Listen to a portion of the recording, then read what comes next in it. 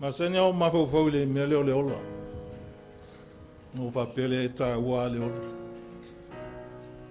Ai te le ola pea. Ai ta ua le ola. Awa e o te le mawhai ana e toi whai se mea. Fa pena fo ia. E mai tala tus pa ia sili atu le leona lae o i le uli lae ola. Nai leona wa mate. Wa leona wa mate lona mingo o le manu malosi leo leona e ta ua tātou whai mai o le tupu o manu o le vau. Aia ona mate ngala tuale o le uli tutu o inunga ma whai ai anga whai. Mena whata wai leola wa le ai a tātou le iloa ola. E te le iloa poi whaton tonu lo o langa i le atua. A o wa wala awina i tātou e le atua ina ia wha o ngā oe aolo e iai le ola. E le whaingo fie le o langa le tātou te iai. E whainga tā. O isi tangata manate whaingo fie te le o langa Keriso. E le ai e le whaingo fie. Pawan me whaingo fie ia e whaola Keriso i totonu o lo loto. A wapo ala me whai mai e tangata ia oe. E tumua oe i whamanianga le atua. Ma wha atumu e le atua i le onsa i lena onsa i Keriso i lunga onsa tau. E te ola i whamangalo le tangata. E te ola psosoani i tangata. E te ola alofa i tangata. Ai le ngata vo i leo totonu le ainga. E le mawhaina sao atu si whawhita auli. Pe atu tū whātasi ta māmatina. Whātasi malwhānau. Te manatu alia. O se ainga esele mana ia. Se ainga i aile li o Yesu. Se ainga o whaafio a Yesu i totonu o la tō loto.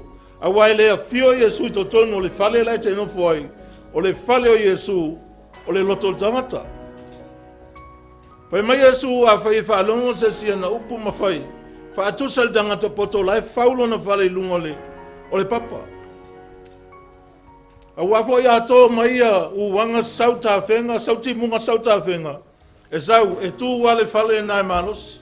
Le mawhai ana o na solo ia i lalo pe whale ngaina. Ai whai mai o le tangata valea. E whaulo na whale lunga o le oneone. O le upo o le atua e to o lua tangata e mawhai ana whauai. O le tangata poto, ma le tangata valea. O le tangata valea la e ese le whaunga na te le talia le upo o le atua. E mana o e ola i me whainga o fie. E mana o e ola i lona loto. E mana o e whai mea lai loto i ai.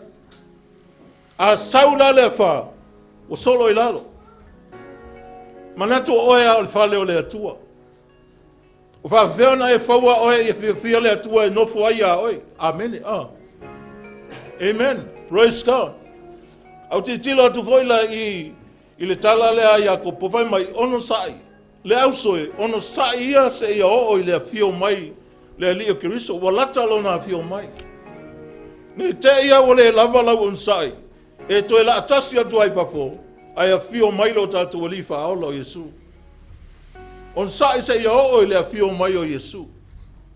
O le taua fo na nei pota i loa sai on sai mai ai la matanga nei tausanga. Se ia o mai le nei a fio filela tatu lu fale le tausang fo. On sai. O ono, o ati ngā, follow. Follow e tō tonu. Langa e tau mawhaia sa tani e lu tātou. E tau mawhaia sa tani i a ofi mai tō tonu i a te tātou. Tau mawhaia e vanel mea, ina ia mawhai ona whemi sai tātou. Mawhaia e lesi mea e ti ngai lesi. Ai ese mana ia pe a tātou lou tiute.